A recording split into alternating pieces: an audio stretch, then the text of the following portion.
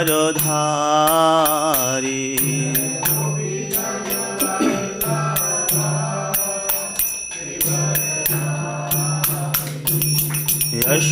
यशोदानंदन ब्रज जन रंजना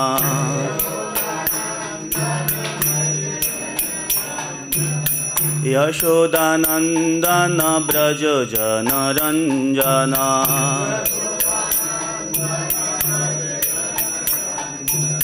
यमुना तीरा वनचारी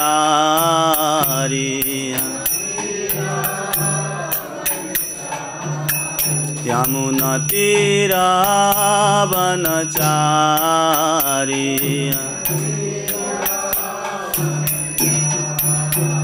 जय राधा माधव कुंज बिहारी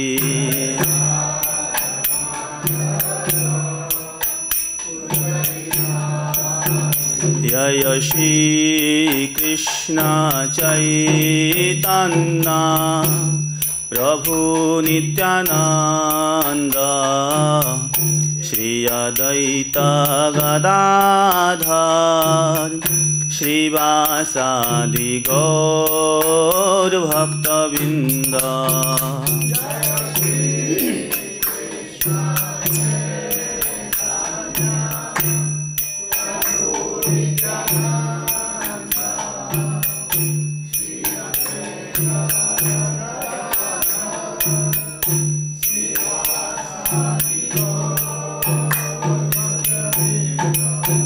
जय श्री कृष्ण चैतन्य प्रभु नित्यानंद श्री अद्वैत गदाधर श्रीवासादि गौर भक्तवृंद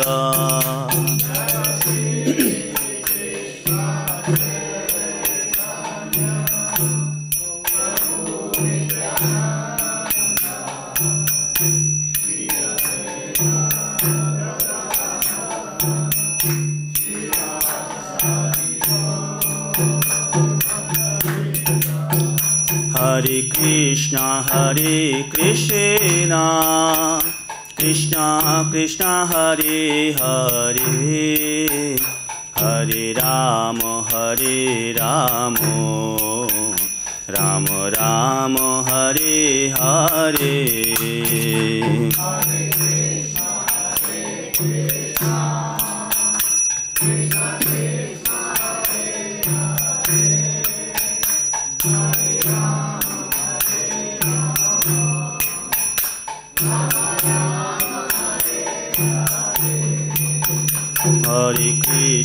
हरे कृष्ण कृष्ण कृष्ण हरे हरे हरे राम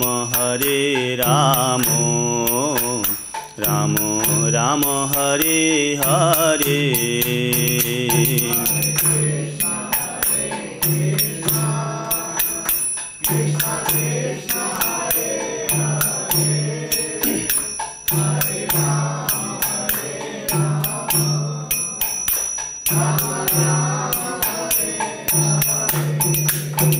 हरे कृष्ण कृष्ण कृष्ण हरे हरे हरे राम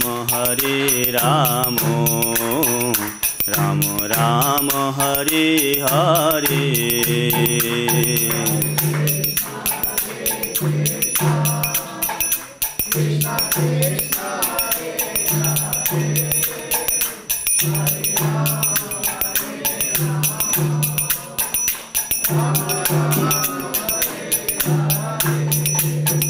जय राधा श्याम सुंदर राधा श्याम सुंदर राधे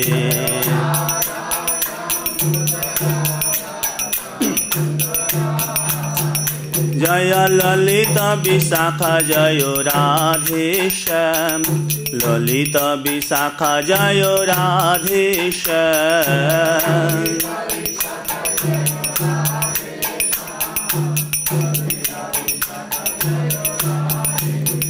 जय कृष्ण बलराम कृष्ण बलराम कृष्ण बलराम जय वृंदावन धाम।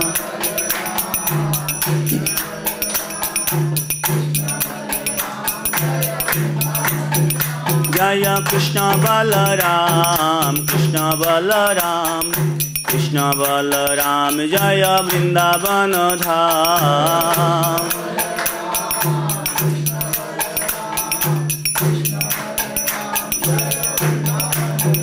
जय गौरनिताय गौरनिताय गौरनिताय जय गौरनिताय।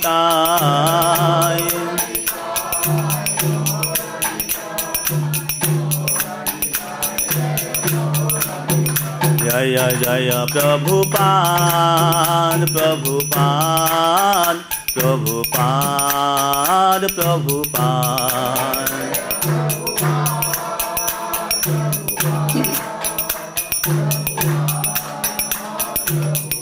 निताय निताय गौर हरि बोल हरि बोल हरि बोल हरि बोल।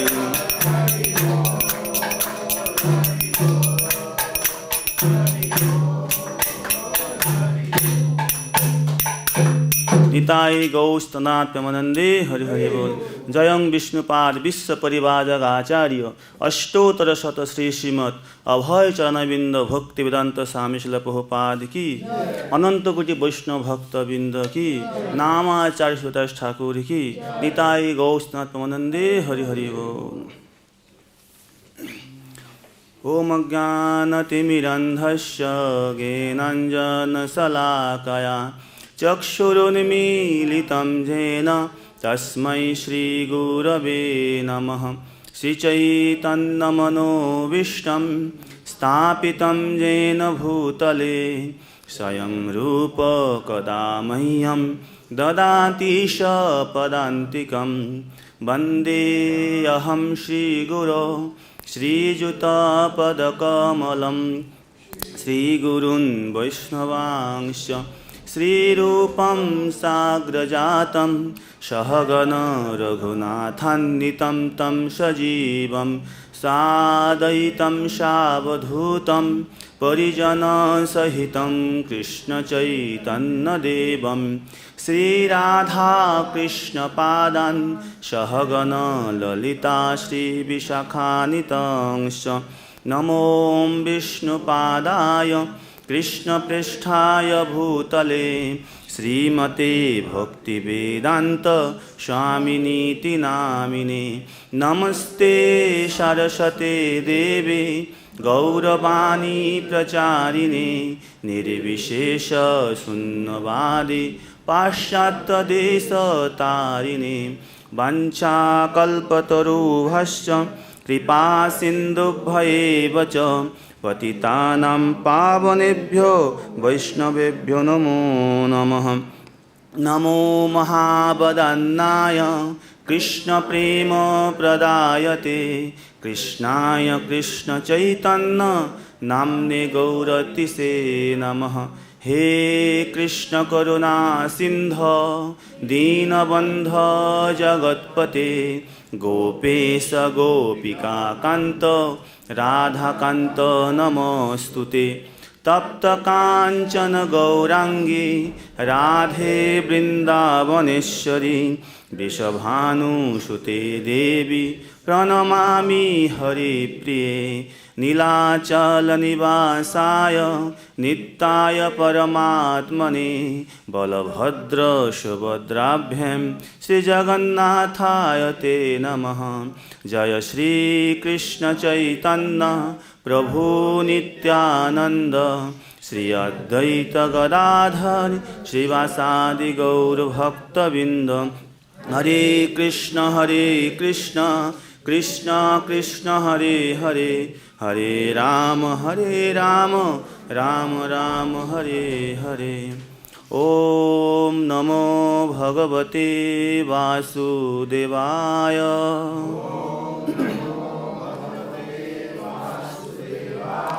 ओम नमो भगवते वासुदेवाय।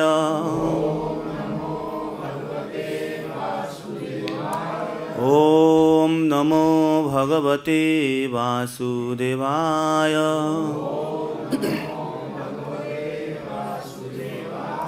नारायणं नमस्कृत्य नरं चैव नरोत्तमं देवीं सरस्वतीं व्यासं ततो जयमुदीरयेत्। नष्टप्रायेषु अभद्रेषु नित्यं भागवत सेवया भगवतीरुत्तमश्लोके भक्तिर्भवति नैष्टकी। मूकं करोति वाचालं पङ्गुं लङ्घयते गिरिं यत्कृपातमहं वन्दे श्रीगुरुदीनतारिणं परमानन्दमाधवं ईश्वरं। भूतैर्महद्भिर्यैमा पुरो विभु निर्मायसे ते यदमुषु पुरुष। भुक्ते गुणांशो रससोरसयात्मकः सोऽलङ्कृशिष्टो भगवान् वचांसि मे।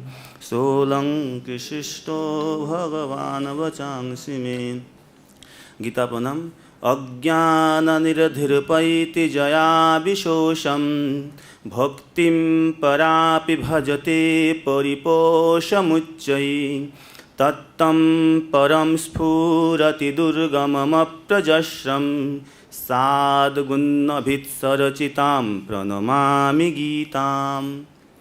बलदेव विद्याभूषण बताते हैं गीता प्रणाम में जे अज्ञान निरधिरूपैति जया विशोषम, जिसके द्वारा अज्ञान रूपी समुद्र पूर्ण रूप में शुष्कता प्राप्त होता है। हम लोग मालूम है जो समुद्र को कभी कोई सुखा नहीं सकते हैं, लेकिन अज्ञान जीव का जो अज्ञान है जन्म जन्म से अज्ञान है, ये कभी पूर्ण में मिटना नहीं है। लेकिन भगवद गीता ऐसे ही है जो अज्ञान निरूपैति जया विशेषम, जिसके द्वारा जीव का अज्ञान रूपी समुद्र पूर्ण रूप से शुष्कता प्राप्त पूरा सूख जाते हैं। विशेषम भक्तिम परापि भजते परिपोषमुच्चैः, जो पराभक्ति शुद्ध भक्ति जिसके द्वारा पुष्टता प्राप्त होता है, हिष्ट पुष्ट होता है, भक्तिलता बीज उत्तरोत्तर वर्धित होता है। तत्तम परम स्फुरति दुर्गमम अप्रजस्रम, जो भगवत तत्व जो अत्यंत दुर्गम है, जिसको प्राप्त करना जीव का बहुत दुर्लभ है, वो जो भगवत गीता नित्य अध्ययन करेंगे, श्रवण करेंगे, उसका हृदय में भगवत तत्व तो अपने आप स्फुरित होगा। क्यों होगा? इतना शक्ति इसमें क्या है ना, सद्गुणभित् सरचितम प्रणमामि गीतम। जे सद्गुण आश्रय स्वरूप जो भगवान श्री कृष्ण स्वयं इसको बोला है, रचना किए हैं, इसलिए इसमें इतना ताकत शक्ति है। अरे ये भगवद गीता जो नित्य श्रवण करेंगे, अध्ययन करेंगे, उसका क्या तीन मुख्य है। जो अज्ञान में पूर्ण नाश हो जाएगा, भक्तिलता बीज पुष्टता प्राप्त होगा, और क्या है जो भगवत तत्व हृदय में अपना स्फुरित होगा। आइए हम लोग भगवद गीता पाठ को श्रवण करेंगे। बहुत खुशी की बात है जे काफ़ी साल से भगवद गीता धारावाहिक रूप में पूरा ख़त्म नहीं हुआ। हम लोग का बहुत इच्छा था जे करेंगे। पहले तो मंदिर में थोड़ा होते थे, 8 बजे के बाद जब मैंने शरण आरती होते तो उस समय थोड़ा बहुत काफ़ी होता था, काफ़ी नहीं होता था। ऐसे फिर बाद में जब बलराम हॉल में बहुत प्रयास करने के बाद बलराम हॉल में ख़त्म हो गया, फिर दोबारा शुरू हो रहा है। तो हम लोग का थोड़ा बहुत सबका गीता का थोड़ा कॉन्सेप्ट हो गया, जानकारी अच्छा से हो गया। अभी फिर दोबारा आज से फिर शुरुआत हो रहा है। फिर धर्मा तो बोला आज अब आमुख थोड़ा अच्छा से बोल दीजिए, फिर काल से फिर भूमिका शुरू होगा। ये आमुख मुझे बहुपाल लिखा गया प्रीफेस आमुख। प्रीफेस और इंट्रोडक्शन दोनों का अर्थ लेकिन लगभग एक ही है। प्रीफेस माने भी आमुख होता है यार भूमिका होता है, इंट्रोडक्शन माने भूमिका होता है। इसलिए मैं इसको बहुत माने छानबीन किया, ये ऐसे ही क्यों है, दो क्यों पहुपाद लिखा है। छानबीन पता चला जे पहुपाद गीता का जे भूमिका ये पहुपाद लिखे, ये वाला जो आज जे पढ़ेंगे आमुख, जो 2-2.5 कितना पेज है, 2.5 पेज में है। इसे पहुपाद भी लास्ट में साइन भी किया है ये 12 मई 1971 71 में। लेकिन और जे इसका बाद जो भूमिका आएंगे कोई बहुत सारी पेज में है। ये पहुपाद न्यूयॉर्क में 19 फरवरी 1966 में लेक्चर दिए थे। 19 और 20 2 तारीख मिल के, वो 3 घंटा 1 मिनट 35 सेकंड का लेक्चर है। वो लेक्चर को हुबहू पूरा इसमें दिया गया है। यानी कि पहले ये जो भगवद गीता है पहले प्रभुपाद जब अमेरिका गए हैं 1965 साल में, 1966 में इस्कॉन स्थापित हुआ है, और 67 में प्रभुपाद भगवद गीता लिख के पूरा किए हैं। लेकिन उस समय जो मैग्नेल जो कंपनी है वो इसको जो 68 में प्रिंट किया, लेकिन पूर्ण रूप से किया नहीं है। बोला इतना बड़ा किताब, इतना ने कुछ कम पेज किया जाए। इसलिए प्रभुपाद जो पहले किताब छापा गए थे उसमें श्लोक था, अनुवाद था, और कुछ श्लोक का तात्पर्य था, सबका नहीं था। इसलिए प्रभुपाद खुश भी नहीं, जैसे प्रभुपाद बताएंगे खुद, प्रभुपाद खुश नहीं हुआ, अरे मेरा तात्पर्य नहीं है तो क्या है, कुछ नहीं है। फिर भी थोड़ा बहुत चला, जब लोग का जब माने आग्रह बढ़ा, ये तो बहुत अच्छा अनुवाद है, तब लोग आग्रह प्रकाश किया जी आपका 2-1 तात्पर्य में देखा, बहुत अच्छा लगा, पूरा तात्पर्य लिखिए इसमें। तब जो सबका आग्रह हुआ जनसाधारण का, तो फिर मैग्नेल कंपनी प्रभुपाद को बोला आपका पूरा गीता हम लोग छापाएंगे। तब 1972 में ये जो हमें गीता हम लोग देख रहे हैं, जो श्लोक है, भावार्थ है, अनुवाद है, तात्पर्य, जो पूरा गीता मैग्नेल कंपनी ने फिर 1972 में इसको पूरा प्रिंट किया। इसका पहले संक्षेप में था, ये जो गीता 1972 में इसको प्रिंट किया गया है। धीरे प्रभुपाद बताएंगे, इसको हम लोग सुनेंगे धीरे धीरे। आमुख सर्वप्रथम मैंने भगवद गीता यथारूप इसी रूप में लिखी थी जिस रूप में अब यह प्रस्तुत की जा रही है। मैंने जो अभी जो भगवद गीता तात्पर्य साथ जो है लिखी थी। दुर्भाग्यवश जब पहली बार इसका प्रकाशन हुआ तो मूल पांडुलिपि को छोटा कर दिया गया, जिससे अधिकांश श्लोक की व्याख्याएं छूट गई थी। क्योंकि किताब छापने का कोई प्रोसेस होता है, इतना पेज में छापने से इतना रुपया खर्च होगा, इतना पेज ऐसे होता है, इसलिए वो कोई एक पेज का सिस्टम रहता है, 72, 120 ऐसे कुछ पेज का, उसी हिसाब से रुपया होता है। उसी वजह से मैं जब मायापुर बीबीटी में नहीं था उसे पता था, इसलिए उसी हिसाब में पेज को छोटा बड़ा किया जाता है। इसलिए कोई किताब का अक्षर बहुत छोटी होता है, कोई बड़ा होता है, क्योंकि वो पेज के हिसाब से उसको कंपोज किया जाता है। इसलिए मैग्नेल कंपनी बोला आपको बहुत बड़ा हो जाएगा, उसमें बहुत रुपया लगेंगे, इसलिए छोटा करके इसको कीजिए। मेरी अन्य सारी कृतियों में पहले मूल श्लोक दिए गए हैं। अन्य कृतियों माने गीता प्रिंट करने का पहले प्रभुपाद भागवत का जो प्रथम स्कंद का 3 खंड किए हैं, इसका बाद ईशोपनिषद किया है, बहुत सारे ग्रंथों किया है। उसमें ऐसे ही श्लोक का जो हर संस्कृत श्लोक का अर्थ, फिर अनुवाद, व्याख्या पूरा दिया गया है। लेकिन ये जो गीता पूरा संक्षेप में किया गया है, क्या बोलते हैं, फिर उनका अंग्रेजी में लिपांतर, तब संस्कृत श्लोक का अंग्रेजी में अर्थ, फिर अनुवाद, और अंत में तात्पर्य रहता है। इससे कृति प्रामाणिक तथा विद्वतापूर्ण बन जाती है और उसका अर्थ स्वतः स्पष्ट हो जाते हैं। प्रभुपाद का सारी ग्रंथों का एक विशेष एक कृतित्व क्या है, अन्य सारी जितना किताब है उसका अन्वय रूप में है, जितना आचार्य लिखे हैं या अलग अलग जितना सारी ग्रंथों का लिखा है, श्लोक का अन्वय भी लिखे। इसलिए आपको जो नया पढ़ते हैं उसके लिए संस्कृत श्लोक का अर्थ करना बहुत मुश्किल हो जाते हैं, क्योंकि जब अन्वय मालूम होगा तब उसको आप कर सकते हैं, मैंने बहुत दिक्कत होता है। लेकिन प्रभुपाद का सारी ग्रंथों का इतना है, क्योंकि हर शब्दों का एक करके अर्थ दिया है, इसका आपने वो अन्वय हो जाएगा आपका। मैं ही पहले अन्वय कर नहीं पता था, फिर बाद में पूछ बोला आप कोशिश की थी कि आपने वो अन्वय आपने अब आ जाएगा। मैं सोचा था इसका कुछ सिस्टम होगा ग्रामेटिकल, इसका बाद ये होता है कारक कर्ता, बोला ऐसी कोई बात नहीं। आप पढ़ते पढ़ते जब प्रभुपाद का हर शब्द का अर्थ आप ठीक से समझ जाएंगे, आपका मन से आपने अनुवाद है। अनुवाद कोई तरीके से होता है, एक श्लोक का आप 4-5 अन्वय कर सकते हैं, अर्थ ही सेम लगभग निकलेगा, 4-5 अन्वय कर सकते हैं। प्रभुपाद गीता से अन्वय करना बहुत आसान हो जाते हैं, क्योंकि हर शब्द का जब अर्थ समझ जाएंगे, अन्वय अपने आप का आ जाएंगे, कोशिश करने से आ जाते हैं। इससे होता है। अतः जब मुझे अपनी मूल पांडुलिपि को छोटा करना पड़ा तो मुझे कोई प्रसन्नता नहीं हुई, क्योंकि तात्पर्य नहीं है। तात्पर्य तो मेन है, जब तात्पर्य नहीं हो गया, ऐसे श्लोक अनुवाद तो सब जगह में मिल ही रहे। तब तो कम से कम 600-700 भाषा में गीता था, माने लेखक का गीता था। किंतु जब भगवद गीता यथारूप की मांग बढ़ी, तब तमाम विद्वानों तथा भक्तों ने मुझसे अनुरोध किया कि मैं इस कृति को उसके मूल रूप में प्रस्तुत करूं। अतएव ज्ञान की इस महान कृति को मेरी मूल पांडुलिपि का रूप प्रदान करने के लिए वर्तमान प्रयास किया गया है, जो पूर्ण परंपरा व्याख्या से युक्त है, जिससे कि कृष्ण भावनामृत आंदोलन की अधिक प्रगतिशील एवं पुष्ट स्थापना की जा सके। प्रभुपाद का तात्पर्य का एक विशेषता क्या है ना, परंपरागत तात्पर्य है। बहुत सारी लेखक ने किताब लिखा है जो अपना कुछ व्यक्त किया है। मैं जब कुछ संस्कृत में कुछ ग्रामेटिकल सीखा हूँ, उसके बाद में सारे आचार्यों का माने तात्पर्य मैंने व्याख्या पढ़ना, टीका पढ़ना शुरू किया, तो अब मैं देखा प्रभुपाद का तात्पर्य पढ़ने के बाद किसका टीका से मिलते हैं।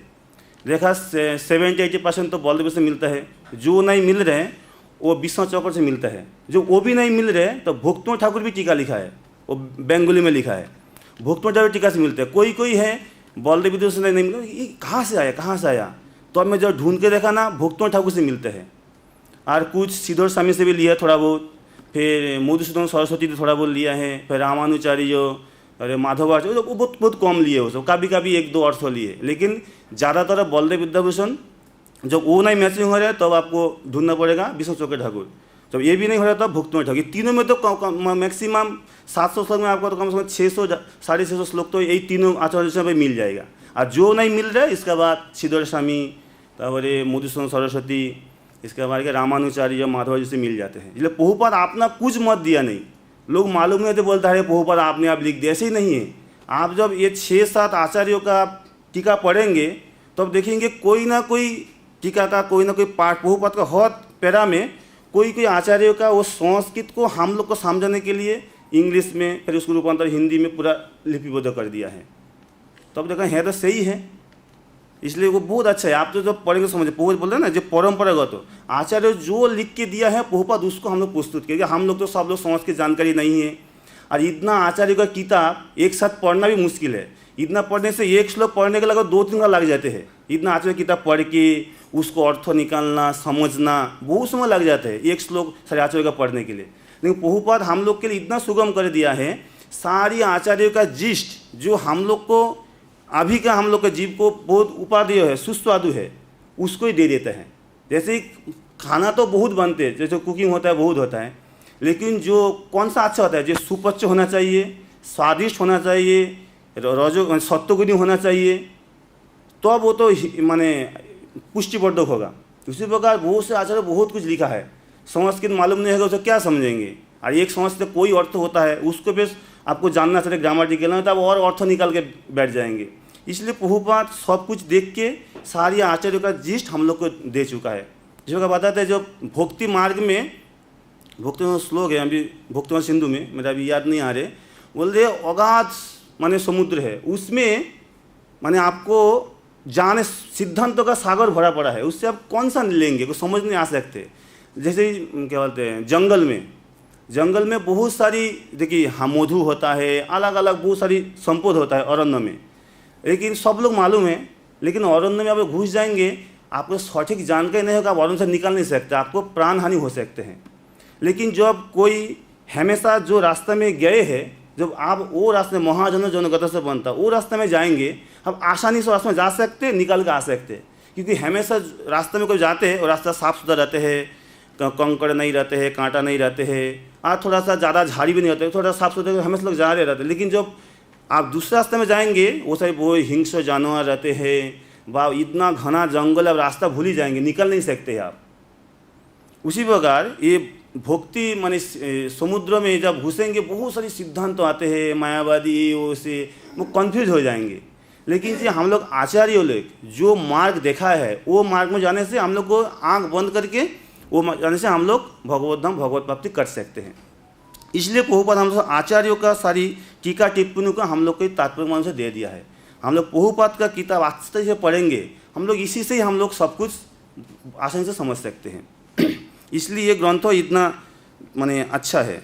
हमारा कृष्ण भावनामृत आंदोलन मौलिक ऐतिहासिक दृष्टि से प्रामाणिक, सहज तथा दिव्य है, क्योंकि यह भगवद गीता यथारूप पर आधारित है। हमारे कृष्ण भावनामृत संघ है किसको आधारित है ना, गीता का आधारित है। हम लोग कुछ भक्तों की आलोचना कर रहे थे, एक गीता ही बोल सकते हैं, जो Bhagavad Gita Bhagavad as it is यही इस्कॉन को स्थापना किया है। किस प्रकार है, जब पहले प्रभुपाद जब गृहस्थ जीवन में थे तब प्रभुपाद भगवद गीता लिखा था एक बार, लेकिन जब लिखते हैं तब तो मोटी मोटी पेज में होता है, बहुत मोटा हो जाते हैं। प्रभुपाद लिख के रखा है घर में, लेकिन जब प्रभुपाद प्रभुपाद उसने मेडिसिन का बिजनेस करते थे, जो घर में आया आके उसको कुछ करना था, कुछ और लिखना था या कुछ करना था, आके देखा गीता नहीं है टेबल का ऊपर। फिर उनका माता जी को पूछे हैं जी मेरा गीता कहाँ है? बोले गीता वो तो मैं बेच दिया। किसको बेचा? नहीं, प्रभुपाद का वाइफ चाय पीती थी उस समय की। एक बार बोला मैं चाय तो घर में था नहीं या रुपया भी था नहीं, इसलिए मैं रुपया वो देके मैंने चाय ले लिए।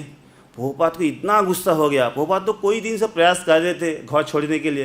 प्रभुपाद का गुरु महाराज तो कोई भक्तों कोई बार आदेश दिए हैं जो आप सन्यास ले लो, ऐसे किस तरह तो प्रचार कीजिए, लेकिन प्रभुपाद छोड़ नहीं पा रहे थे। क्योंकि जब भगवत एवं साधु का विशेष कृपा ना होता है तो कितना भी प्रयास करे जीव, वो आपको संसार बंधन से मुक्तना आसान नहीं है। सब लोग बहुत बड़ी बड़ी लेक्चर दे सकते हैं, इसको प्रैक्टिकल और थियोरिटिकल प्रैक्टिकल दोनों पूरा अलग होता है। जैसे ही खेती होता है, कोई किताब पढ़ के आके बोल सकते अरे ये कीड़ा हुआ, ये मेडिसिन डाल दो, मर जाएगा कीड़ा। लेकिन आप पहले खेती में आके किसान बनिए तो पता चलेगा, कीड़ा मरेगा ना, कीड़ा आपको खा जाएगा। बाप वो मेडिसिन मारने के आदमी मर जाएगा, जो खेती को तो जानकारी होता है। उसी प्रकार जो लोग संसार जीवन में हैं वो लोग को जानकारी है। हम लोग तो बचपन पहुँच हम लोग उतना उसका अभिज्ञता नहीं है। संसार में वो अभिज्ञता है जी, संसार जीवन में उतना आसान नहीं है छोड़ना, स्त्री को पुत्र आसान नहीं है। प्रभुपाद भी ऐसे ही, देखिए प्रभुपाद इतना बड़ा भक्त होकर भी छोड़ नहीं पा रहा था, कितना प्रयास किया। स्वयं स्वप्न प्रभुपाद भक्षण प्रभुपाद खुद आदेश दिए हैं, शब्द में आके कोई बार बोला है, फिर भी पूछा मैं कैसे छोड़ के जा सकता हूँ। लेकिन जब भगवान का विशेष पूर्ण कृपा हो गए हैं तब तो सब योजना बना देते हैं, सब भगवान योजना बनाते हैं। हम लोग सिर्फ प्रयास कर सकते हैं और कुछ नहीं कर सकते हैं। हम लोग ये भक्ति करें कुछ भी, हम लोग सिर्फ प्रयास, और हम लोग कोई सामर्थ्य नहीं है जो हम लोग को इसको सफल करे या वास्तविक करे। गुरु का कृपा, भगवान का कृपा, भक्तों का कृपा होने से ये सब हो सकते हैं। जब पूर्ण कृपा प्रभुपाद को हो गए तब प्रभुपाद टी और मी बोल के आसानी से घर छोड़ दिए, माने कि गीता ही घर छोड़वाया। फिर बाद में दोबारा प्रभुपाद फिर गीता अभी बताया जी 1967 में फिर पूरा लिख दिया, 68 में संशोधन हुआ और 72 में पूरा अच्छी तरीके से हुआ है। गीता ही हमारा आधार है और गीता का बेस करके कृष्ण भक्ति आंदोलन स्थापित किए प्रभुपाद। यह संपूर्ण जगत में विशेषतया नई पीढ़ी के बीच अति लोकप्रिय हो रहा है। यह प्राचीन पीढ़ी के बीच भी अधिकाधिक सुचारू प्रदान करने वाला है। ये जो नया पीढ़ी में जो युवा संप्रदाय जो ये लोग बहुत इसमें रुचि ले रहे हैं, क्योंकि पहला ज़माना के जितना सारी ग्रंथ है वो इंग्लिश में है या ज़्यादा संस्कृत के आधार पर है, तब अन्वय रूप में है, इतना प्रांजल भाषा में अच्छा से किया नहीं। लेकिन प्रभुपाद इतना अच्छे तरीके से किया है जो कोई भी छोटी छोटी बच्चा जो इंग्लिश पढ़ना आते हैं, संस्कृत हिंदी पढ़ना आता है, आसानी से गीता समझ सकते हैं। इसलिए जो युवा संप्रदाय इसको बहुत अच्छे तरीके से ग्रहण कर रहे हैं। और जो पौर जो है, जो विद्वान हैं, वो लोग भी इसको प्रभुपाद का विद्वता देख के इसको अच्छा ग्रहण करने के लिए बहुत आग्रह हो रहे हैं। प्रभुपाद का जो विद्वता देख के तो कितना साल में प्रभुपाद को भक्ति वेदांत टाइटल दिए थे 1947 साल में, 47 में 47 में प्रभुपाद को भक्ति वेदांत उपाधि प्रदान किए थे पूरे विद्वता देख के। पौरा उसमें रुचि ले रहे हैं। पौरा उसमें इतने रुचि दिखाते हैं कि हमारे शिष्यों के पिता तथा पितामह हमारे संघ के आजीवन सदस्य बनकर हमारा उत्साहवर्धन कर रहे हैं। ये शुद्ध युवा संप्रदाय नहीं है, जो उनका पिताजी, उनका दादा सब ने इसको माने इतना अच्छा है प्रभुपाद को उत्साहित करने के लिए आजीवन सदस्य बन गए। उसको तो सब लोग तो भक्ति कर नहीं सकते, उसको क्या बोलते हैं समर्थन करते हैं। जैसे ही बोलते हैं जे धरो कोई सब लोग कीर्तन करने से जो समर्थन करते हैं जो है आप कीर्तन अच्छा है, उसको भी सहायता मिल गई, जो कीर्तन को सहायता मिलता है और उसका भी पुण्य फल मिलता है। उसी प्रकार सब लोग इस संघ में योगदान करने, कोई समस्या रहते हैं, सब लोग योगदान कर नहीं सकते, कोई आजीवन सदस्य बन के उसमें कृष्ण भवन आंदोलन में सहायता कर रहे, खुद भी धीरे धीरे कोई भक्ति कर रहे हैं, करके प्रभुपाद की को बोलते उत्साहवर्धन कर रहे हैं। लॉस एंजलिस में अनेक माताएं तथा पिता मेरे पास यह कृतज्ञता व्यक्त करने आते थे कि मैं सारे विश्व में कृष्ण भावनामृत आंदोलन की अगुवाई कर रहा हूँ। उनमें से कुछ लोग ने कहा कि अमेरिकी लोग बड़े ही सौभाग्यशाली है कि मैंने अमेरिका में कृष्ण भावनामृत आंदोलन का शुरुआत किया है। यानी सारी लोग बोल रहे, प्रभुपाद बोल रहे आप इतना महान है जो कृष्ण भावनामृत का जो प्रचार शुरुआत किए है, आप प्रवर्तक कर रहे हैं। आज हमारा अमेरिका में विशेष सौभाग्यशाली क्यों हूँ ना, आप भारतीय हैं, भारत छोड़ के अमेरिका में आके यहाँ पे आप पहला शुरुआत किए, मैंने स्थापित किया है कृष्ण में प्रचार। तो हम लोग अनेक सौभाग्यशाली है, क्योंकि जो कृष्ण में आते हैं सब लोग अमेरिका को जानते हैं, क्योंकि अमेरिका से ही प्रभुपाद प्रचार प्रसार शुरू किए हैं, इसलिए उनका लोग भी सौभाग्यशाली हैं। अपने आप को कृतज्ञता व्यक्त करते हैं आगे। किंतु इस आंदोलन की, प्रभुपाद बताते हैं, किंतु इस आंदोलन के आदि प्रवर्तक तो स्वयं भगवान कृष्ण हैं। जब प्रभुपाद जी को सब लोग की तारीफ कर रहे हैं, क्योंकि भक्तों तो अपना तारीफ कभी नहीं लेते हैं, तो प्रभुपाद बोल रहे हैं नहीं मैं प्रवर्तक नहीं हूँ, जी इसका प्रवर्तक कौन है, स्वयं भगवान कृष्ण है। क्योंकि यह आंदोलन बहुत काल पूर्व प्रवर्तित हो चुका था, अभी नहीं, बहुत काल पहले से चल रहे कृष्ण आंदोलन, और परंपरा द्वारा यह मानव समाज में चलता आ रहा है, परंपरा से चलते आ रहा है। जब माधवाचार्य रामाचार्य महाप्रभु प्रचार किए हैं, इसमें भक्ति विनोद ठाकुर भोगचंद्र प्रभुपाद प्रचार करके आए हैं, और मैं तो शुरू से थोड़ा सा और थोड़ा मॉडिफाई किया हूँ, अच्छे से कर रहा हूँ। यदि इसका किंचित मात्र श्रेय है तो यह मुझे नहीं अपितु मेरे गुरु कृष्ण कृपा से मूर्ति ओम विष्णुपाद परमहंस परिवारक आचार्य 108 श्रीमद भक्ति सिद्धांत सरस्वती गोस्वामी महाराज प्रभुपाद के कारण है। ये जो कृष्ण में प्रचार हो रहे हैं, ये मेरा प्रभुपाद बता रहे, मेरा कोई कीर्ति तो नहीं है, मैं शुरुआत नहीं किया है, इसका शुरुआत स्वयं भगवान श्री कृष्ण ने किया है, और इसके परंपरा धारा में सारे आचार्य लोग ने, महाप्रभु ने, भोगचंद्र प्रभुपाद ने किया है। आज जो आप लोग में कीर्ति दे रहे हैं, यदि कीर्ति देना है किसको देना है ना, मेरा गुरु महाराज को देना है, क्योंकि मेरा गुरु महाराज बार मेरे को मैंने पुश किया है, आप जाइए जाइए प्रचार कीजिए। यदि पुश ना करता मैं थोड़ी आता इधर, मैं तो उधर ही घर ही नहीं छोड़ पाता। कितना बार गुरु महाराज स्वयं मेरे को आदेश दिया है, तो अब मेरे को कुछ सोचा, फिर गुरु की कृपा से ही मेरे घर छोड़ के आए, मेरे हो रहा है। यदि इसका कुछ भी श्रेय मुझे है तो बस इतना ही कि मैंने बिना किसी मिलावट के भगवद गीता को यथारूप में प्रस्तुत करने का प्रयास किया है। तो मैं पहले बोला जो सारे आचार्यों का टीका का प्रभुपाद सम्मिलित करके हम लोग के पास दिए हैं। मेरे इस प्रस्तुतिकरण के पूर्व भगवद गीता के जितने भी अंग्रेजी संस्करण निकले हैं उसमें व्यक्तिगत महत आकांक्षा को व्यक्त करने के प्रयास दिखता है, क्योंकि जब कोई लेखक कुछ लिखते हैं वो कुछ दूसरे से कुछ अलग करना चाहते हैं, तब तो उसे किताब लोग खरीदेंगे या पढ़ेंगे ना। यदि उसका साथ दूसरा का मैचिंग हो गया क्यों पढ़ेंगे उसका, बोलेंगे अरे इसकी किताब तो उनका किताब से मिल ही जा रहे, फालतू वाले क्यों रुपया खर्च करे, टाइम वेस्ट करे, कोई ज़रूरत नहीं है। इसलिए ये सोच के जितना उसी समय लेखक ने, राइटर ने गीता लिखा है, सब अपना अपना टीका टिप्पणी किया है। श्री गीता, ये गीता, शारीरिक गीता, ये गीता, एक श्लोक में अलग अलग भाष्य। मैं जो आसाम में प्रचार करते थे, अभी एक जगह का नाम भूल गया अभी, यानी को 2004-5 प्रचार करते ना, भूल गया अभी। एक लोग भागता हुआ मेरे पास आया, आके तुरंत जेब से एक बड़ा सा कुछ मैंने ऐसे पर्चा निकाल दिया, बड़ा सा पर्चा। बोले इसमें क्या है? बोला देखिए देखिए देखिए, मैं बहुपाता गीता से टिप्पणी करके मैं और कुछ लिखा हूँ, कम से कम कोई सारी पेज है मेरे को दिखा रहे।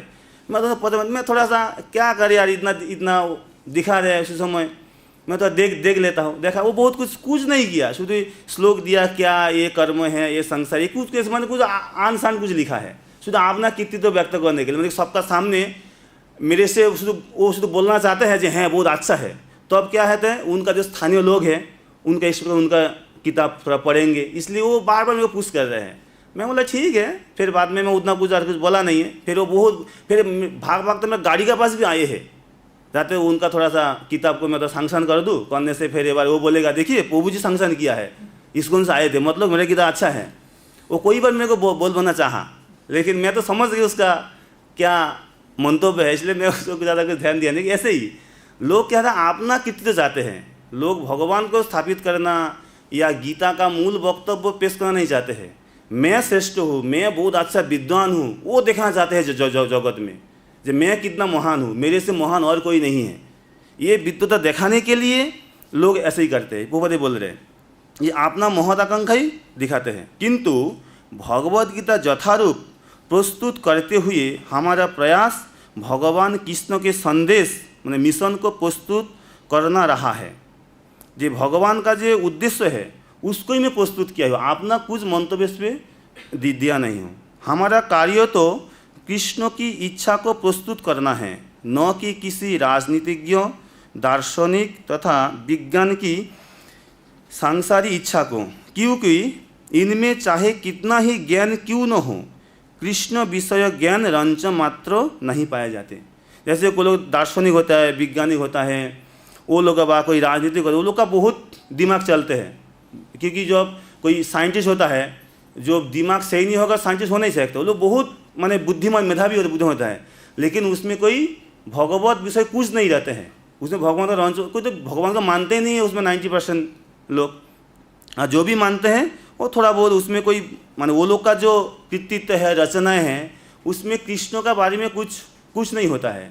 और वो लोग जब भगवद गीता लिखते हैं तब वो प्रभुपाद बताएंगे इसमें पढ़ेंगे हम लोग, नहीं पाया जाता। जब कृष्ण कहते हैं मनमना भव मद्भक्त मज्जाजी माम नमस्कुरु, तो हम तथाकथित पंडितों की तरह यह नहीं कहते कि कृष्ण तथा उनकी अंतरात्मा पृथक पृथक है।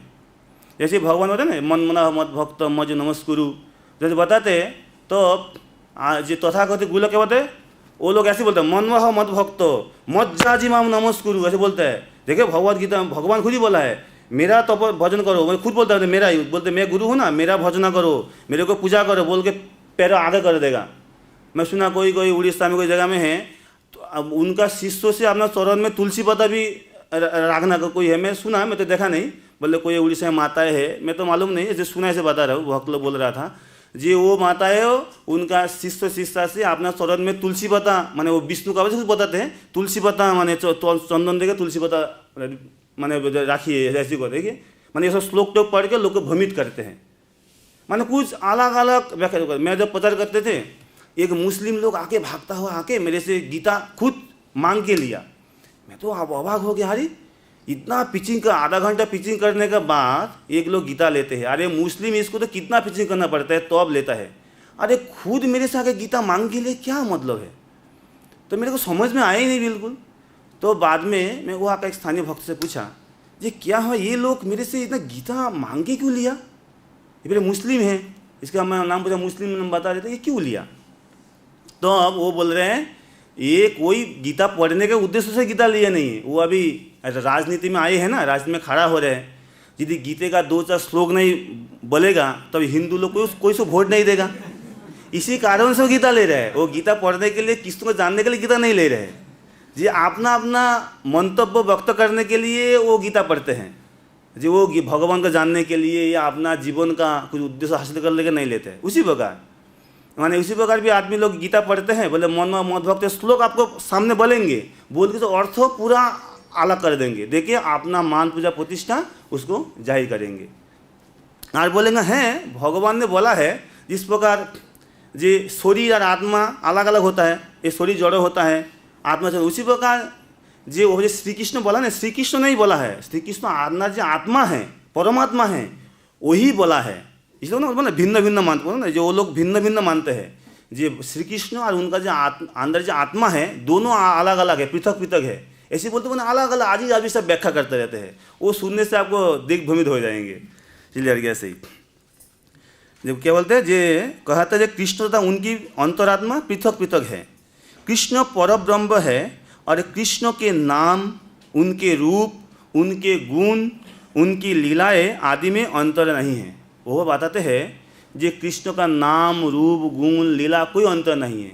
जी आप कृष्ण का रूप चिंतन करेंगे वो भी आपको कृष्ण का दर्शन का समान होंगे, कृष्ण का गुण, कृष्ण का लीलाएं, कृष्ण का नाम एवं नाम ही अभिन्न।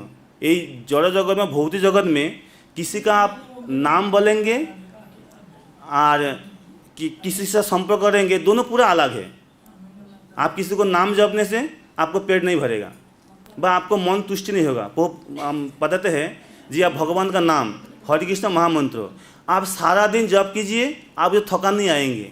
लेकिन आप कोको कोला 2 मिनट जब जप कीजिए आपको बोरिंग आ जाएगा, क्या हमेशा कोको कोला छोड़ो, आप जप नहीं सकते हैं। बोले तो आपको 1 दिन 2 दिन जप सकते हैं। बात जो लोग कोको कोला बेचते हैं, लोग रुपया के लिए कोको कोला बोलते हैं, बाद में वो लोग परेशानी हो जाते हैं। वो लोग रुपया कमाने के लिए बोलते रहते हैं, लेकिन जब वो लोग भी फास्टेड होकर 1-2 दिन रेस्ट लेते हैं, लेकिन अलग अलग जगह में घूमने के लिए जाते हैं फास्टेड को दूर करने के लिए।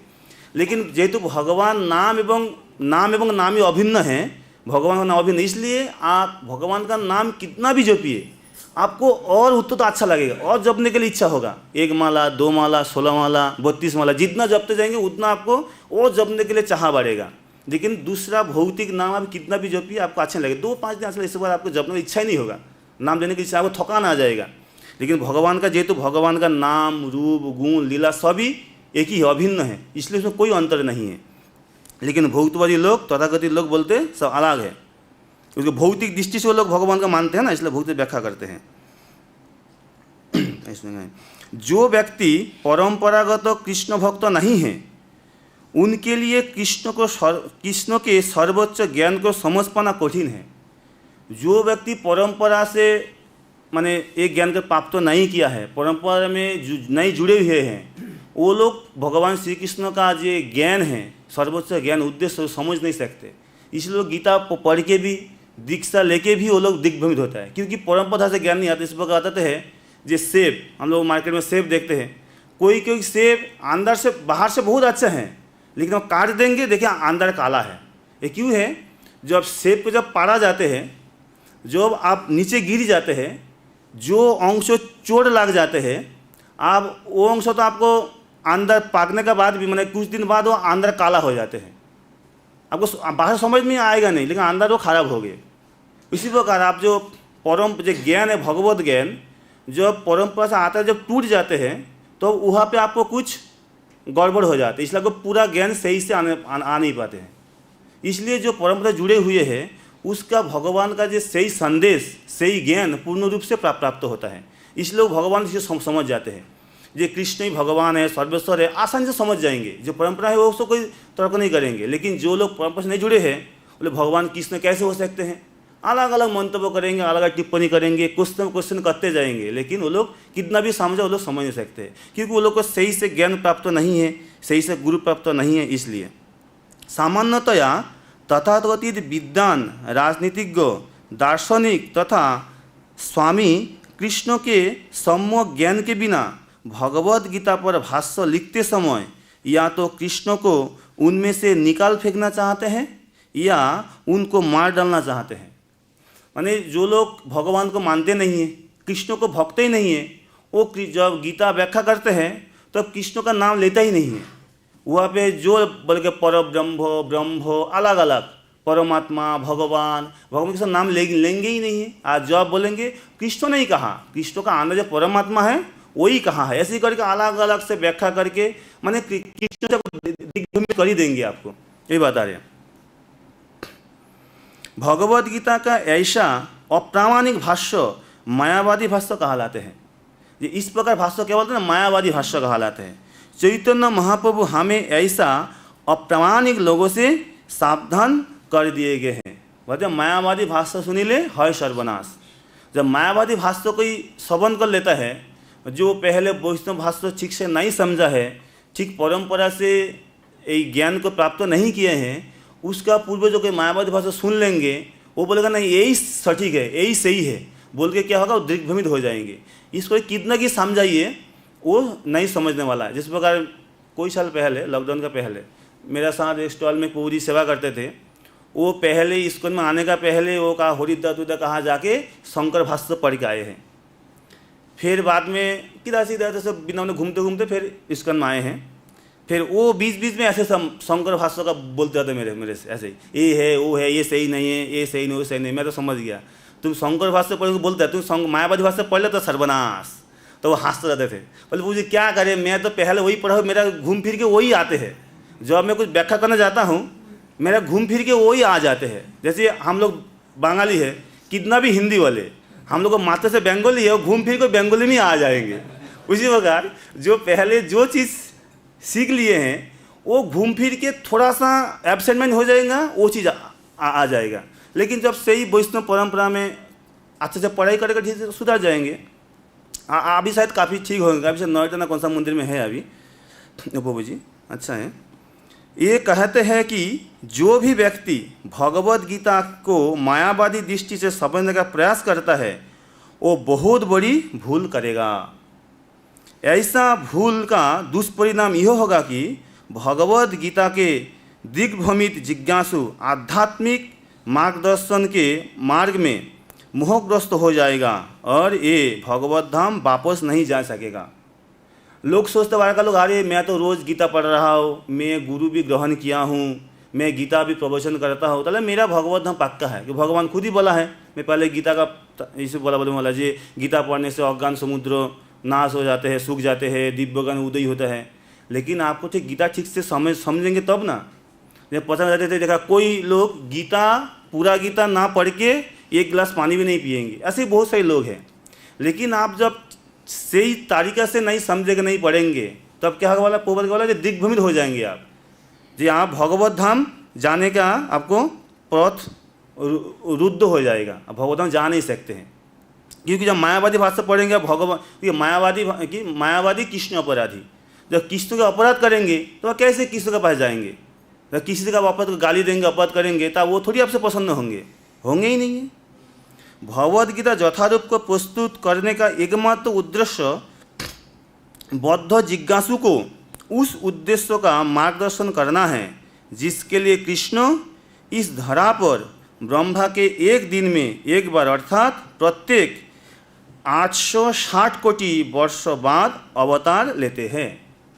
बहुत बोलते हैं ये भगवद गीता में लिखा हो इसलिए क्योंकि भगवान श्री कृष्ण जिस उद्देश्य को पुष्ट करने के लिए, जीव को देने के लिए आए थे, वो उद्देश्य को मैं देने के लिए ये भगवद गीता लिखा हूँ। ये बहुत बताते हैं जो भगवान श्री कृष्ण कब आते हैं ना, ब्रह्मा का एक दिन में एक बार आते हैं। जैसे जब ब्रह्मा का एक दिन में कितना मनु आते हैं, 14 मनु आते हैं। प्रत्येक मनु कितना 71 चतुर्युग होता है। एरकम जे 14 मनु का जो वैवस्वत मनु जब चल रहे हैं, जो 7वां मनु है, उसका 28वां चतुर्युग का दापर का अंत में भगवान श्री कृष्ण एक बार आते हैं। माने ब्रह्मा का दिन में एक बार ही आते हैं श्री कृष्ण।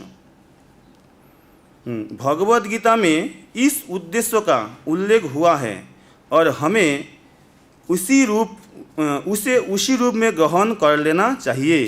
अन्यथा भगवद गीता तथा उनके वक्ता भगवान कृष्ण को समझने का कोई अर्थ नहीं है। भगवान जिस उद्देश्य के लिए ये भगवद गीता अर्जुन का माध्यम से हम लोग के दिए हैं, जब वो उद्देश्य से आप नहीं समझेंगे तब गीता पढ़ने का कोई अर्थ नहीं है। गीता पढ़ने का अर्थ तो क्या है ना, हमारा जीवन को सुधारना है, भगवत धाम जाने के लिए मार्ग को प्रशस्त करना है, भगवान को प्रेम वर्धित करना है। लेकिन हम लोग ये जब उद्देश्य नहीं रहेंगे तो गीता का अर्थ ही नहीं है, कोई इसमें मोल नहीं, इसमें समय अपव्यय है। जैसे इसमें बोला ना क्या भागवत में कहते ना, सबई पुंस परधर्म जतो भक्ति अदक सजे अहितु की अपतिहता जयात्मा से प्रसिद्धति। ये मनुष्य जब कोई धर्म का आश्रय नहीं लेगा तब वो कोई जीवन का सफलता प्राप्त नहीं हो सकते। लेकिन धर्म में कौन सा धर्म? जैसे मैं रुकने में क्लास दे रहा था, एक प्रभु जी प्रश्न किया, लोग बोलते कर्म ही धर्म है, अलग अलग है। ताले वो बोलता था हम लोग कोई भी कर्म करेंगे उसमें कोई दिक्कत नहीं है। लेकिन जो हम लोग कौन सा धर्म सुने, बोले सबई पुंस परधर्म जतो भक्ति अजक सजे अहितु की अपतिहता जयात्मा से प्रसिद्धति। ये कौन सा धर्म है? जो परधर्म। कौन सा परधर्म? जिसमें ये भगवान में, भगवान श्री कृष्ण में अहितु की भक्ति होता है, जिसके द्वारा आत्मा प्रसन्न होता है, ये है परधर्म है। बहुत से धर्म है, संसार धर्म, स्त्री धर्म, पुत्र धर्म, देश धर्म, वो धर्म ही धर्म भरा है। लेकिन जो धर्म में भगवान प्रति अहितु की भक्ति नहीं होता है और आत्मा अपने प्रसन्नता नहीं होता है, वो धर्म का अर्थ ही नहीं है। वो धर्म में से क्या आप और धीरे जगत जाएंगे। इसलिए भगवान को बोला ना, ये सर्व धर्मान परित्यज्य मामेकम शरणम व्रज अहम तस पापेभ्यो मोक्षय माँ शुचु। बहुत लोग बहुत टेंशन में रहते हैं, अरे मैं जब कृष्ण का भक्ति करेंगे, मैं पहले अलग अलग लोगों का पूजा करते थे, वो लोग रुष्ट हो जाएंगे। हम लोग देखे हैं जे कौन सा गोवर्धन लीला में जे ब्रजवासी लोग स्वयं वो लोग गोवर्धन पूजा अर्जुन इंद्र का पूजा नहीं किया, कितना दिक्कत हुआ। तो हम लोग क्या करेंगे, हम लोग साधारण जीव है। तो भगवान खुद बोलते हैं जे आप डरो मत, मैं खुद हूँ ना। भगवान तो देखा ना, भगवान रक्षा किया, भगवान लीला करके दिखाया है, तो हम लोग डरने का बात क्या है। हम लोग पूरा भगवान लीला तो समझा नहीं है, शुद्ध इतना ही समझ ला, अरे इंद्र कुपित हो गए थे, जे कृष्ण का जो निजी जन को छोड़ा नहीं है, मेरे को कैसे छोड़ेगा। लोग ऐसे प्रश्न करते डरते हैं। और इसका बात तो देखो, कृष्ण थोड़ी इंद्र को कितना पाठ पढ़ाया। कृष्ण उसी दिन से देख के डरते हैं कि कृष्ण भक्तों को, जे भाई मैं उनके पास नहीं जाने वाला हूँ, क्योंकि भगवान शिक्षा दिया हम लोग को। वो शिक्षा को पूरा जब नहीं समझेंगे आप कुछ नहीं समझ सकते हैं। इसलिए हम लोग को सब कुछ छोड़ के भगवान का जब भक्ति करेंगे हमें कोई समस्या नहीं है। जब भक्ति नहीं करेंगे तो अब आपको बहुत सारी मैं जब भक्त का पहले बहुत कुछ सोचता था, अरे ये करना है वो करना है। फिर बाद में जब मेरे को जानकारी मिला, अरे मैं क्या कर सकता हूँ, किसका ऋण पूर्ण करूँगा। लेकिन जो भगवान का भक्ति में सारी ऋण पूर्ण हो जाएगा। ताले भगवान का भक्ति करता हूँ, भगवान के पास जब हमको ज्ञान हुआ, मैं उसी हॉस्टल से ही पूरा उसी दिन से ही रात को छोड़ के आ गए हैं। इसलिए जे जब हम लोग भगवान का भक्ति करेंगे तो हमें कोई समस्या नहीं होगा। सब समस्या भगवान से सेटल कर देंगे। समस्या तो थोड़ा बहुत आते ही है, लेकिन भगवान का जब भरोसा रहेंगे कोई समस्या नहीं होगा, तो अपने आप ही वो समस्या समाधान हो जाएगा। क्या क्या बताते हैं, भगवान कृष्ण ने सबसे पहले लाखों वर्ष पूर्व सूर्यदेव से भगवद गीता का प्रवचन किया था। लाखों वर्ष पूर्व प्रवचन किया था। जे भगवान श्री कृष्ण बताते ना, जे चतुर्थ अध्याय का पहला श्लोक में, इमं विवस्वते योगम प्रक्तवानहम अव्ययम विवसन मन विप्राहो मनुरीक्षा का भी अब्रवीत। जे मैं सबसे पहले भगवद गीता ज्ञान किसने ना विवस्वते विवसान को दिया था। अरे सूर्यदेव अपना पुत्र जो वैवस्वत मनु, विवसान का बहुत सारे पुत्र है। हमारे भागवत में अभी प्रसंग चल रहे हो, अम्बरीश महाराज चल रहे ऐसे, विवसान चल रहा है इसका वैश्व मनु का ही। जे हम लोग से जानकारी अच्छे से है, इसलिए व्याख्या नहीं कर रहा हूँ। जे उनका पुत्र का ना वैवस्वत मनु को ज्ञान प्रदान किया। वैश्व मनु अपना पुत्र जो इक्ष्वाकु को दिया। इस माध्यम से इस जगत में ज्ञान विस्तृत हुआ है। तो कोई अर्जुन जो कोई बोल सकता है, अरे भगवान श्री कृष्ण कैसे ज्ञान दिया है। तो यदि दूसरे लोग क्वेश्चन ना कर सके, इसलिए अर्जुन खुद प्रश्न किया है जे अपरम भवत जन्म परम जन्म विवस्वतः कथमेतद् विजानीयं तमादौ प्रोक्तवानितु। जे कृष्ण आप कैसे बात करते हो, माने हमारा दृष्टि से बोल रहे हैं, साधारण मनुष्य को बोल रहे हैं, कि तुम कैसे बात करते हो कृष्ण, तुम तो हमारे साथ अभी प्रकट हुए हैं। और सूर्य विभूषण वो कब हो चुके हैं, कितना बड़ा है, और तुम उसको ज्ञान दे। कोई जब बोलेगा अरे तुम क्या बात करते हो, आपका दादा को मैं ज्ञान दिया था, तो लोग नहीं हंसेंगे, बोले क्या बात करते कुछ कैसे कैसे झूठ बोलते हैं। मैं दादा उसका जो अभी क्या 40 साल हुआ है और मेरा 50 साल उम्र है, मैं दादा का उम्र कितना होगा, और तुम मेरे दादा कैसे ज्ञान दिया है। इस लोग क्वेश्चन कर सकते हैं। जे कृष्ण तो अभी आए हैं, वसुदेव का लड़का है, तो वो कैसे सूर्य ज्ञान दे सकते, क्वेश्चन कर ही सकते हैं। इसलिए भगवान खुद बोल रहे हैं, ये बहुनी में व्यतीतानि जन्मनि तव चार्जुन तान्नम मध्य सर्वाणी नादम व्यक्त परंतप। हे अर्जुन, मेरा तुम्हारा बहुत जन्म व्यतीत हो चुके हैं, मैं ये सबको जानता हूँ, लेकिन तुम नहीं जानते हो। ये साधारण जीव से जान नहीं सकते। तब बोल रहे हैं तुम आप, भगवान खुद ही बोल रहे हैं जे अजोपिष्ण अव्य आत्मा भूताना मिश्र ओपिशन प्रकृति अभिष्ठाय संभवामी आत्म माया। कोई बोल सकते तो आप भगवान ने क्यों जन्म लिए, बार बार बहुत बार जन्म क्यों लिया। तो भगवान बोल रहे जे अजोपिष्ण अव्य आत्मा, में अजन्मा अविनाशी होते हुए भी, और भूताना मिश्र ओपिशन समस्त जीवों का स्वामी कंट्रोलर ईश्वर प्रभु होते हुए भी, प्रकृतिम साम अधिष्ठाय, जे अपना निज स्वरूप के लेकर के संभवामी आत्ममाया, आप मेरा जो अंतरंगा शक्ति से मैं प्रकट होता हूँ। तो कोई क्वेश्चन कर सकते हैं आप क्यों प्रकट होते हो, कब प्रकट होते हो। तब बोलते जदा जदा धर्मस्य ग्लानिर्भवति भारत अभ्युत्थानं अधर्मस्य तदात्मनं सृजाम्यहम्। जब ये जगत में संसार में धर्मों का माने नाश होने लगते हैं, धर्म का हानि होने लगते हैं, धर्म माने जाने लगते हैं, माने लुप्त प्राय होने लगते हैं, और अधर्म का बोलबहा लगते हैं, अधर्म प्राधान्य होने लगते हैं, अधर्म का शायद प्रचार होने लगते हैं, तो मैं क्या करता हूँ, धर्म संस्थापनार्थयो ना अभूत अर्घस्त तदम जन्मम, जे मैं तब क्या करता हूँ, निजे के प्रकट करता हूँ बार बार। उसी समय जिस समय धर्म का हानि होता है, ग्लानि होता है और अधर्म का प्रादुर्भाव होता है, उसी समय मैं प्रकट होता हूँ। इसी समय प्रकट दापो जो प्रकट के उसी समय अधर्म का बोध हो गए थे, इसलिए प्रकट हुआ हूँ। तो कोई प्रश्न कर सकते हैं जो भगवान क्यों ज्ञान दिए हैं, किस लिए दिए हैं, कब दिया है, क्यों प्रकट हुए, भगवान खुद इसको व्याख्या कर दिए है। इसलिए गीता जब कोई पढ़ेंगे समस्त कुछ गीता में ही समस्त ज्ञान नहीं रहे, जितना क्वेश्चन गीता में ही सब है, गीता पढ़ने से ही हम लोग समझ सकते हैं। हमें इस तथ्य को स्वीकार करना होगा और कृष्ण के प्रमाण की गलत व्याख्या किए बिना भगवद गीता के ऐतिहासिक महत्व को समझना होगा। कृष्ण की इच्छा का संदर्भ दिए बिना भगवद गीता की व्याख्या करना महान अपराध है। इस अपराध से बचने के लिए कृष्ण को भगवान रूप में समझना होगा। जिस तरह से कृष्ण के प्रथम शिष्य अर्जुन ने इसे समझा था, जिस प्रकार अर्जुन ने समझा था, उसी हिसाब में हम लोग का उसी मनोभाव में उसी को समझना पड़ेगा, तब हम लोग गीता का समझ सकते हैं। भगवद गीता का ऐसा ज्ञान वास्तव में लाभप्रद है और जीवन उद्देश्यों को पूरा करने में मानव समाज के कल्याण हेतु प्रामाणिक भी होगा। मानव समाज में कृष्ण भावनामृत आंदोलन अनिवार्य है, क्योंकि यह जीवन की चरम सिद्धि को प्रदान करने वाला है। ये जीवन का चरम सिद्धि किससे प्रदान होता है ना, कृष्ण आंदोलन में जब जुड़ेंगे, जब कृष्ण भाव में भावित होंगे, तब जीवन का पूर्ण सफलता प्राप्त हो सकते हैं। जीवन पूर्ण सफलता क्या है, ये भगवत है ही, जो समस्त जीव का क्या चाहते हैं ना, सब लोग कोई कुछ भी कार्य करे किस लिए करते हैं ना, सुख प्राप्त होने के लिए करते हैं। कुछ भी करिए आप, इस सामान्य चीटी भी अपना सुख के बिना कुछ भी नहीं करते। जब सोचे ये मैं काम कर लूँ सुखी हो जाऊँगा, वो कर लूँ सुखी हो जाऊँगा, लेकिन सुखी से कम होगा। भोक्ताराम जो तपसाम सर्वलोक महेश्वरम सुहृदम सर्वभूतानाम ज्ञातमाम शांतिम रिच्छति।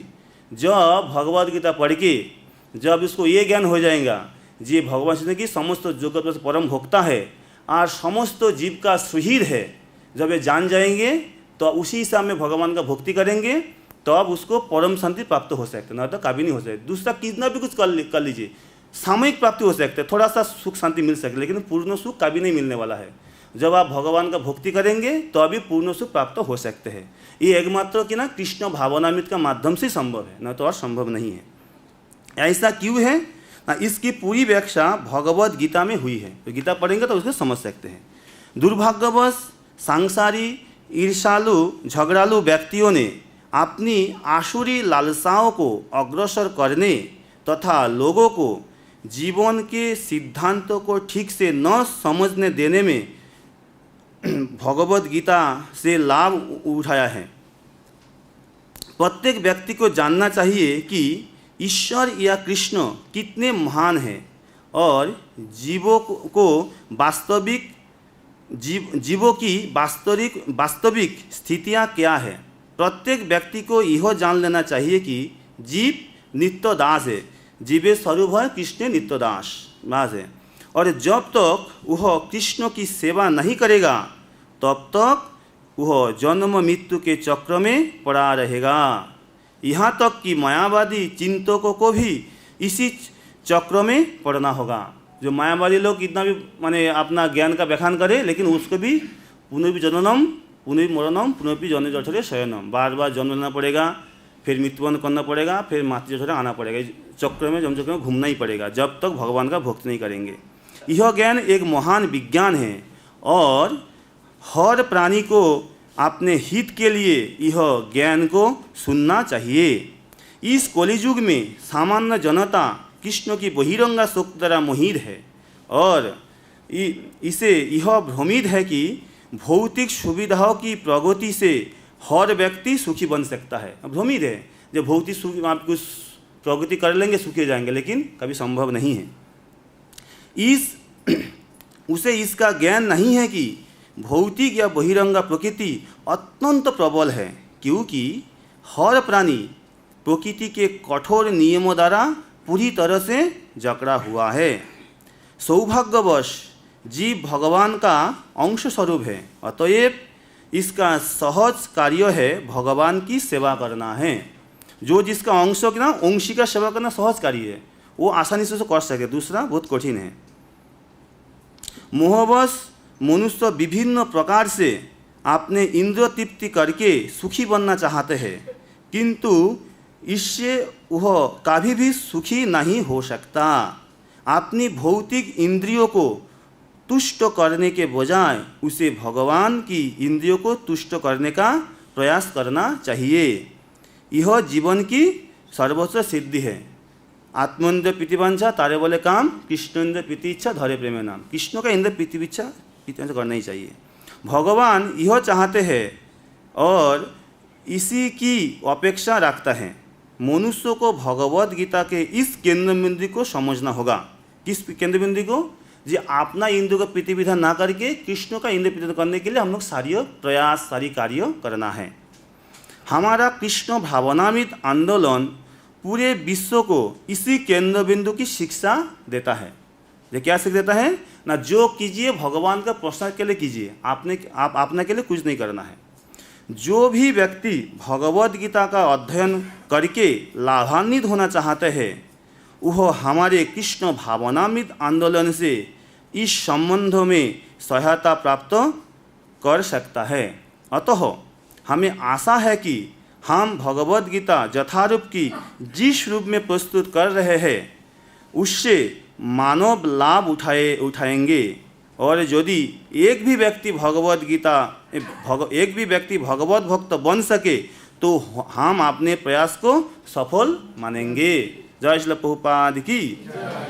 हम लोग को क्या ना, भगवद गीता जिस प्रकार प्रभुपाद लिखा है उसी को अच्छे से पढ़ के समझना चाहिए, तब क्या होगा, हमारा जीवन का पूर्ण सफलता प्राप्त हो सकते हैं। तो काल से हम लोग गीता भूमिका पढ़ेंगे, इसके बाद फिर गीता शुरू होंगे। हरे कृष्ण। जय श्री प्रभुपाद की। भगवद गीता की। निताय गौतमानंदे हरि हरि बोल। हरे कृष्ण। हरे कृष्ण।